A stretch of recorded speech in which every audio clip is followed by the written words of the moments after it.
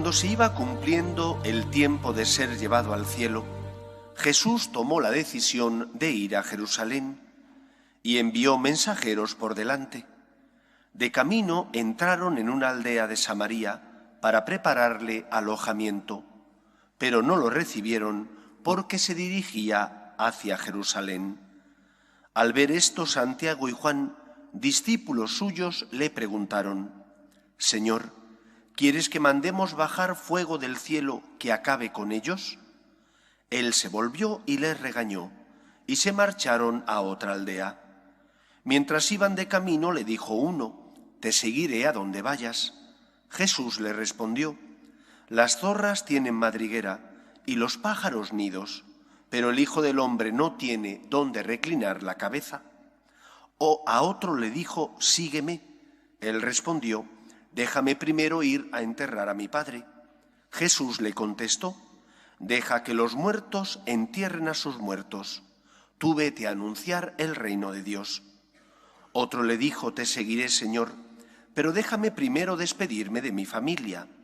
Jesús le contestó: «El que echa mano al arado y sigue mirando atrás no vale para el reino de Dios». Palabra del Señor.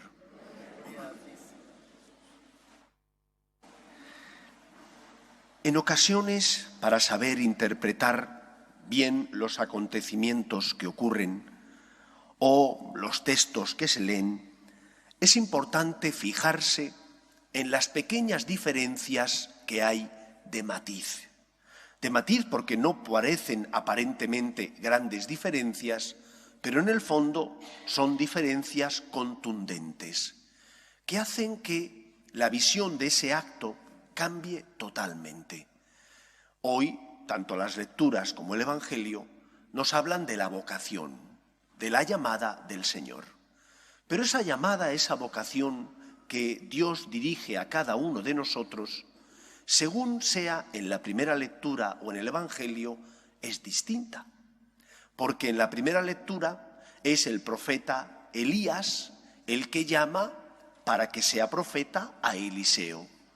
Mientras que en el Evangelio es el Señor el que llama, o es al Señor al que se ofrecen. Mientras Elías permite que Eliseo marche a despedirse de sus padres, el Señor no lo permite. Y aquí viene la gran diferencia. La diferencia está en quién llama y qué lugar debe ocupar en nuestra vida el que llama. Porque el que llama es Dios, nosotros tenemos que obedecerle. Porque no es un cualquiera, porque es el Señor y por lo tanto está en el primer lugar de mi corazón. La respuesta ante su llamada tiene que ser inminente. Mientras que cuando alguien que es como yo me llama, me pide ayuda, puedo tener otras obligaciones o tareas o cosas que hacer y a lo mejor lo que me pide, que es bueno, tiene que esperar. La diferencia de matiz es que es Dios el que llama. Y si es Dios el que llama, tengo que responder inmediatamente porque Dios es el Señor. Esa es la primera enseñanza de este Evangelio. Elías permite que Eliseo se marche a despedirse de la familia. El Señor no permite que aquel que le dice déjame primero ir a despedirme de mi familia, lo haga. Porque Elías es un ser humano, Cristo es el Señor, el Hijo de Dios, el Todopoderoso. El pecado de nuestros primeros padres, de Adán y Eva, fue un pecado de soberbia. Instigados por el demonio, la Iglesia siempre ha enseñado que Satanás existe y que Satanás es aquel ángel caído, Luzbel, que se rebela contra Dios porque quiere ser como Dios y que después de perder la batalla contra Dios, Miguel es el que lucha diciendo ¿quién como Dios? Después de perder la batalla, él viene a la tierra a tentar a los hombres. Pues el pecado de nuestros primeros padres es el pecado de la soberbia, de querer ser como Dios porque Satanás les tienta y les dice, no podéis comer del árbol del bien y del mal porque si coméis seréis como dioses. Y por eso el Señor os prohibió comer de ese árbol. El pecado consiste en considerar a Dios como mi adversario o el adversario de los que están a mi lado. Y no es así. El Evangelio de hoy, la Escritura, nos enseña que Dios es el Señor. Pero que Él sea el Señor no implica que nosotros no tengamos libertad. No implica que porque tú ames y sigas al Señor, eso vaya o redunde en no beneficio, sino en quitarle a los demás algo que le podrías dar. Al contrario, Dios es el garante del derecho de los demás. Dios no compite con tu familia, como no compite contra ti mismo. Dios es el que garantiza tu verdadera libertad y por lo tanto la seguridad y la justicia del que está a tu lado. Estando Dios en el primer lugar de nuestro corazón, respetando los derechos de Dios, respetaremos también a los que sufren y pasan por nuestro lado. Respetaremos los derechos de las personas con las que compartimos nuestra vida. ¿Qué nos enseña, por tanto, el Evangelio de hoy? Todos queremos una sociedad mejor y más justa. Entiendo que es así. No puede haber una sociedad justa si no se parte de la defensa de los derechos de Dios. Si no respetamos a Dios, ¿cómo vamos a respetar al que está a mi lado? Hace unos días, gracias a Dios, el Tribunal Supremo de Estados Unidos ha dictaminado que el aborto allí en Estados Unidos no es un derecho. Es algo por lo que venimos luchando en la Iglesia desde hace muchísimos años. Defender los derechos del no nacido, porque el no nacido es una persona. Desde que es concebido ya es persona y por lo tanto esa persona tiene que ser respetada. Si no respetamos los derechos de Dios, tampoco respetaremos los derechos de las personas.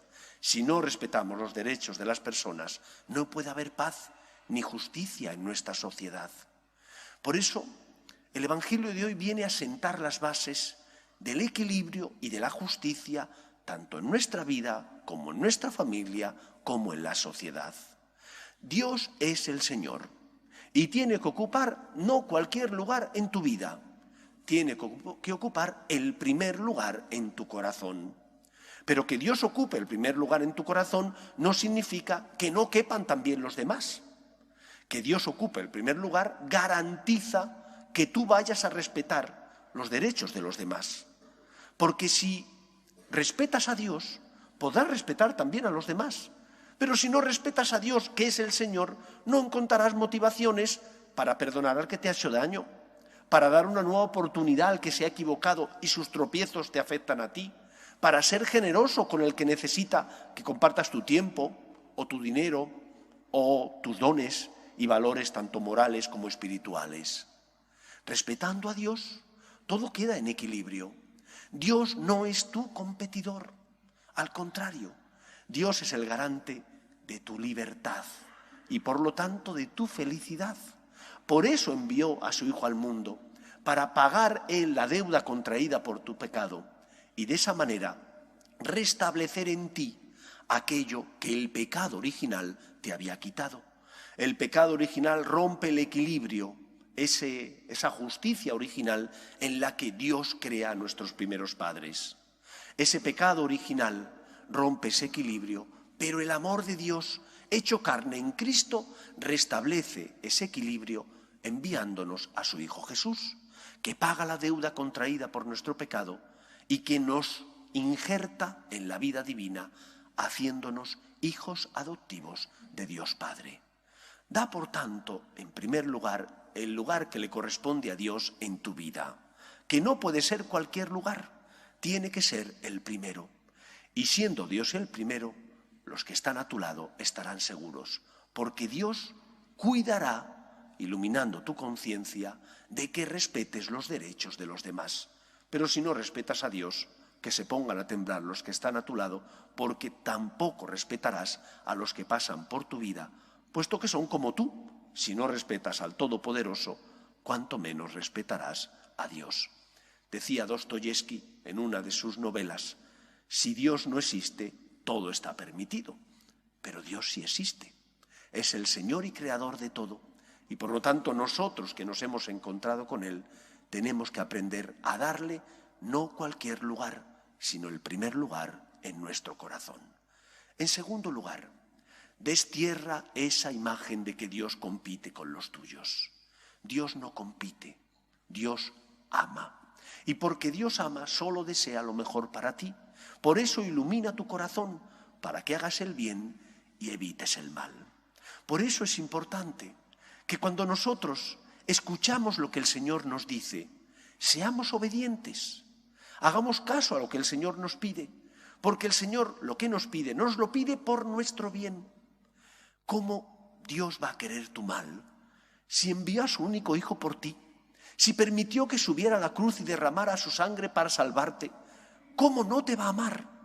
Aquello que te pide, aunque tú no lo entiendas, te lo pide por tu bien. Fíate de Él. Y cuando no comprendas, cuando no entiendas por qué el Señor permite algo negativo o doloroso en tu vida, mira la cruz de Cristo.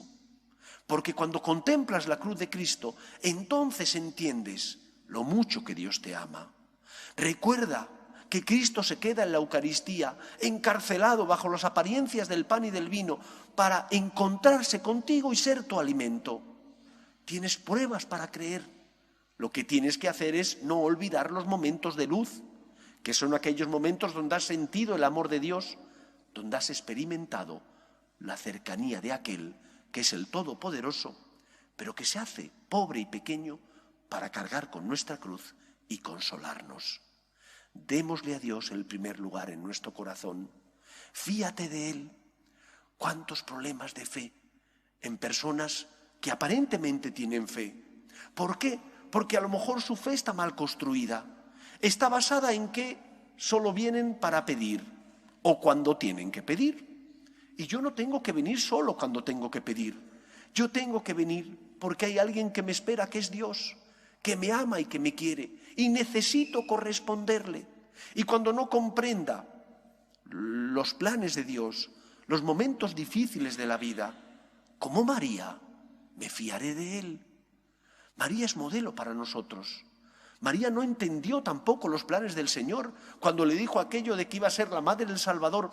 ¿Pensáis que ella entendió en su conjunto en qué consistía aquel plan de Dios? Y cuando su hijo está en la cruz, después de haber sido perseguido, de haber sido masacrado, ajusticiado injustamente, ¿pensáis que María entendió? María no comprendió los planes de Dios, pero le habían enseñado sus padres, que eran judíos y que habían vivido la fe en Yahvé, la fe del Antiguo Testamento, que Dios es fiel, es el Señor y cumple siempre su palabra. Y aunque ella no entendía por qué, se fió de Dios. Cuando tú no comprendas por qué, fíate de Dios. Mira la cruz de Cristo. Si le has dado ese primer lugar en tu corazón, aunque no comprendas, como dice Pascal, el corazón te dará razones que la razón desconocen. El corazón te dará fuerzas para confiar y seguir lo que el Señor te dice, aunque a veces no comprendas sus planes.